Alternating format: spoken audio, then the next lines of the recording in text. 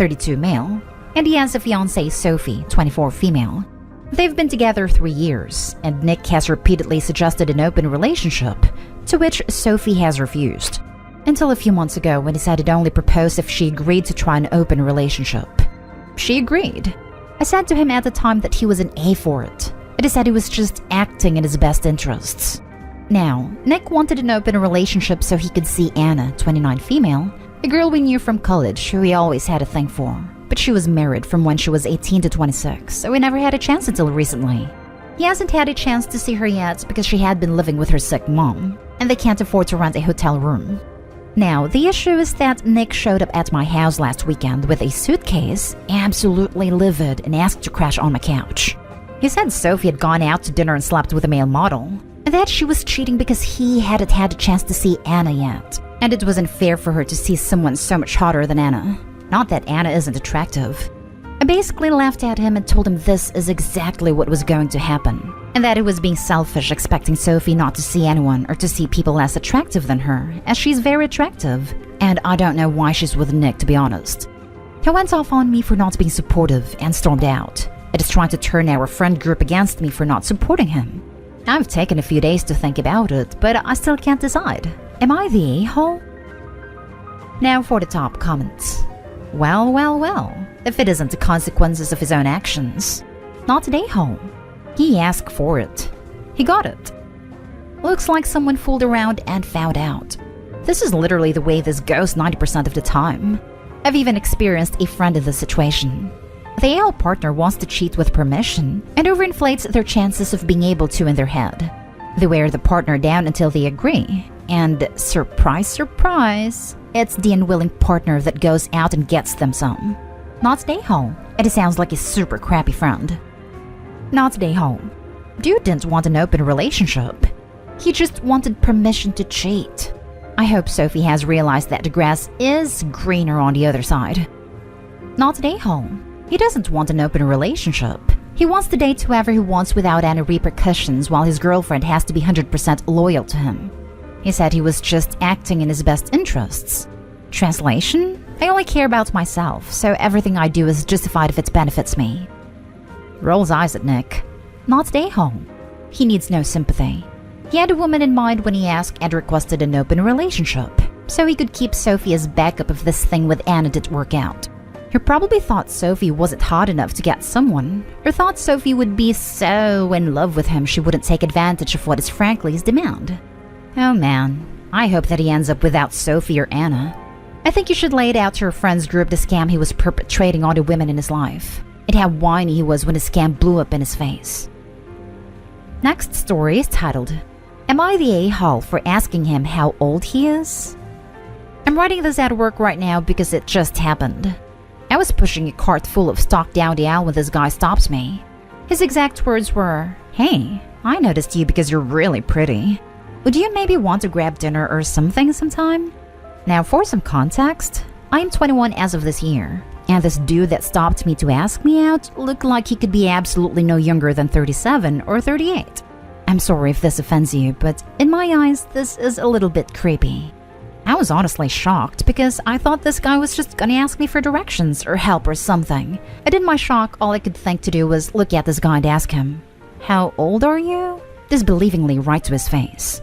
His only response to me was, "Well, you don't have to be a witch about it." And then he walked away. So now I'm just here at my podium wondering whether or not I was actually a witch about it.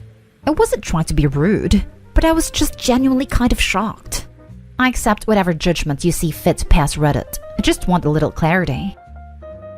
Oh, hell no. You are not an a-hole. Good for you to ask that question and put him on the spot. Well done. Absolutely not an a-hole. OP, first of all, you weren't being an a-hole. And second, if there's ever a time to be an a-hole, it's when someone's being creepy like this. Was it gracious? No. But hey, guess what? You don't have to be gracious to men 15 plus years older than you who are hitting on you at work. Dude wants to shoot a shot at some random much younger woman in her workplace. He can develop a thick enough skin to deal with all the possible responses, including this one. Guys, don't steamroll in and ask a retail worker to go out with you while they're on a job. They're at work. They're stuck there. They're a captive audience who will get in trouble if they piss you off. A really crappy dynamic to be hitting on people, especially when they're much younger than you. Not today, home. OMG this. There was another post on here a week or so ago with the same issue. It is so weird and just annoying to ask someone out while they're at work. She is being paid to be nice and assist customers with a friendly face, not to get accosted by any guy or girl who finds her attractive. Let her do her job. Jeez. Not today, home. And OP, you don't ever owe anyone the time of day just because they feel like you do. One time a guy asked me to dinner as I was cleaning his puppy's piss off the floor. Not today, home. If he really thought you were significantly older than you were, he would have just told you how old he was. That he didn't pretty much proves to me that he knew he shouldn't have been anywhere near you. It's absolutely creepy. People in their mid to late 30s have no business going anywhere near people your age like that. And I say that as someone in their 30s. Next story. Am I the a-hole for not giving a kid, who I don't know, a ride to the hospital after he broke his leg? This happened yesterday. Benign 28 male was at my local mall doing shopping, and when I finished up, I went out to my car. I parked in an above-ground parking building. When I got to my car, I noted there was a bunch of kids. I'd say 14 to 16. Rough guess since I didn't bother asking. They were skateboarding. Just doing what kids do, really. Then suddenly, I heard a blood-curdling scream, and I look over and I see a kid on the ground holding his leg. So I walk over to see if everything was okay. To say the least, everything was not okay. The kid broke his leg in a bad way. Not sure how, as I wasn't really paying that many attention. But was for sure broken. Everyone was freaking out, and I said I'll call the ambulance, which just made the kid cry harder, saying something along the lines like, "My parents are going to kill me." His friends were saying I should just give him a ride to the hospital as it was only 3 blocks away. I thought for a moment, but opted to still call for an ambulance. I called the ambulance. They showed up like 5 minutes later. The whole time, everyone was trying to convince me to just drive him, and I stayed firm of, nope, not gonna happen. The ambulance is on the way. After the kid was put into the ambulance, and I gave my statement to the police, police show up to calls with ambulances to make sure they have all the needed info. The kids were all still complaining that I could have just given him a ride to the hospital instead of making his parents go into debt. Man, I think they watched too much American TV because we're in Canada. No one goes into debt for an ambulance right here. Last time I had to get an ambulance to the hospital, it costed me like $50. Thank you, Canadian healthcare. Anyways, later when I came home, I was telling my girlfriend about what went down, and she called me an a-hole too, because you should have just done the right thing. The kid was hurt and you have a car. And I said back, and ambulances are a thing. And I'm a total stranger to this kid and like, what would have happened if the kid somehow got more hurt while in my car? Not trying to catch a case. Wanted some outside perspective. Am I the a-hole for not giving the kid a ride to the hospital? Not the a-hole. Taking charge of an unknown, vulnerable minor whom you don't know, without their parents' consent? Nope, nope, nope. You did the right thing. Yes, if anyone should be concerned about going into debt here, it's OP. Moving someone with a severe break can cause further damage if you don't have medical training. Driving away with a minor stranger in your car is obviously also a legal minefield. If ambulances didn't exist, and no adults the kid knew were reachable, I would have driven him. But ambulances do exist, so... I'm a nurse, and I would not touch a kid with such an injury. I would have done exactly what you did. It could be the kid was more worried about getting in trouble with his parents because maybe he was supposed to be home doing chores or whatever. Not a hole. Definitely not a hole. Liability if you took him. You made a smart move. That's what I was thinking. Like, the kid could have been hurt even more, and no way do I want to deal with all that. Legally in the US, and likely similar in Canada, it would work like this. You would likely be protected by Good Samaritan laws by acting as a rescuer. But if you put that kid in your car and then get in an accident by, let's say, in the intensity of the moment, and checking on the kid in your rearview mirror you run a red? Boom! Now you've potentially incurred liability. It just isn't worth the risk. You assessed the situation and called the services that were designed to handle this. And that too is a universal healthcare jurisdiction. There was nothing a-holish about your response. I'd be kinda annoyed at your girlfriend. Not a-hole. Visibly broken leg? Ain't no way I'm moving anyone in that state. You likely would have caused more damage. Even just thinking about what the leg looked like sends shivers down my spine. Like, no blood or anything, but it was for sure broken. Just bent like the other way. Now for the next story. Am I the a-hole for not paying for a hotel room? My friends and I want to spend a week at a resort near the beach. My friend and her boyfriend are bringing his buddy and I'm going alone. The plan was my friend and I share a hotel room, and her boyfriend and work buddy share another. We drove here 7 hours, and the buddy was flirting with me, and I realized my friend and boyfriend was trying to get us together. I was not into it. He smokes and smelled fish. We got to the hotel and my friend and boyfriend came to me and asked if we could swap rooms so they could stay together. I was not happy since it means I would have to stay with a buddy whom I didn't know at all. He was okay with it, but I wasn't, and asked the front desk if they had an extra room. They did, and it was expensive, but I didn't want to stay with a man I didn't know anything about. The week was okay, but Buddy was ignoring me the whole time, probably because of the hotel room stuff. We got back and then he sent me a text saying I had to pay half his hotel room because he was under the impression he only had to pay half.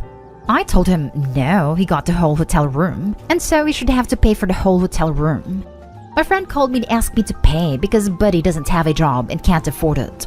I felt betrayed since it was her and her boyfriend who changed plans and tried to put me in a room with a guy who I didn't know. We argued and she hung up pissed. Now for the comments. Not a day home. He was under the impression he only had to pay half. So were you. Opie's friend and her boyfriend should be paying for an extra room. What appalling behavior on their part. Who does this? Like seriously, friends set up friends on blind dates all the time, but hatching an idiotic plan to try and force her to share a room with her, in their mind, date, for an entire week? They caused this mess. You're right, they should pay for it. And Opie needs new friends. Not today home. This is insane. Your friend is legit awful and the guy's gross and creepy. It's not okay to try to force someone to sleep in the same room as a stranger because you think they should have action. Gross, gross, gross. Consent anyone?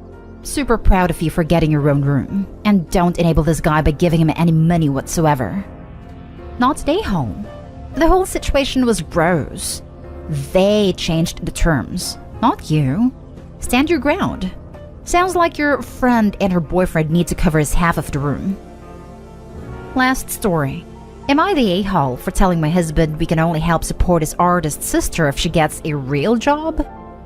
My husband, 39 male and I, 37 female, have been married for 8 years and have 2 kids. He and his sister-in-law, 31 female, have always been close despite the age difference. There's also a brother in between who isn't relevant to this post. Sister-in-law is an artist who has been working full-time on her art since graduating from school several years ago. I respect art and believe it can absolutely be someone's full-time job, but the fact is that she's never made any money off of her art aside from selling the occasional piece to a family friend. I don't want to pass judgment on her art because I'm no expert. STEM person here, but she's been trying to make it for years and years at this point and hasn't gained any traction. And I don't think she's going to start making money off it anytime soon. Still, she considers her art her career, and my husband is supportive and proud of her. We even own multiple pieces of hers. Her parents were fully supporting her financially until a couple years ago when she moved in with her boyfriend, who took over. She and her boyfriend broke up earlier this year, and she moved into a nice apartment funded by her parents. Unfortunately, my in-laws recently passed away suddenly and unexpectedly. It was devastating. What they left behind will support sister-in-law for a while, but not forever, and not at the standard of living she's accustomed to, which includes having to move out of her current apartment. And now husband told me he wanted to give her money every month so that she can keep working full-time on her art and maintain her standard of living. We both fortunately have high-paying jobs and a lot already saved for our kids, so we could easily afford it. However, I don't like the idea of supporting a non-disabled adult forever who could make her own living but chooses not to. I'm okay with helping her out temporarily while she starts working and figures out how to make her own living, but not forever. I don't care if she starts out at minimum wage. She just has to be doing something that will make money and start her path to independence. I did slip up and call it a real job to my husband, and now she and husband are both telling me I'm an a-hole, because if she has to work full-time, she won't have time anymore for her art. That being an artist is a real job already. He says I don't understand the sibling bond since I'm an only child. His other brother agrees with me and says it would be about time sister-in-law got out into the real world. Am I the a-hole? Edit. Sister-in-law has submitted to work to many galleries, / tried to sell her art online via social media / etc.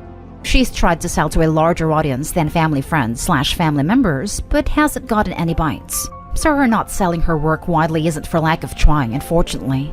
I'm not sure if it's because she's not great at promotion, or because the market just doesn't want what she's selling. NTA, NTA, NTA. I am an artist, but I am working to sustain my art career on the side until it can become my full-time job. Current job is slightly related to art though. No capable adults should expect to piggyback on other people's work for the rest of their lives. That is really disgusting. Your husband is slightly a-holish. Just because I get wanting to help out immediate family, especially since you guys are well off, but your sister-in-law is a massive a-hole. She needs to spend a bit of time in a less affluent part of the world and become a fully formed adult in my opinion. Yep, if it doesn't pay the bills, it's a hobby, not a job. There is no reason why sister-in-law can't continue working on her art with hopes of one day making it, while working a paying job to support herself. Many people who are trying to become actors, writers, and artists do because they didn't have wealthy parents and still needed to eat. Not the a-hole OP. Tell your husband by real job, you meant paying job. If we could all stop working to pursue our passions, everybody would and would all starve. Sister-in-law needs to start learning that passions don't pay rent or buy food. Not the a-hole. Tell your husband you'll be quitting your high-paying job to be an artist. So he'll have to provide for the family 100%. And you won't be taking on any additional childcare / household duties because, after all, your art is a full-time job. See if he thinks it's still a real job.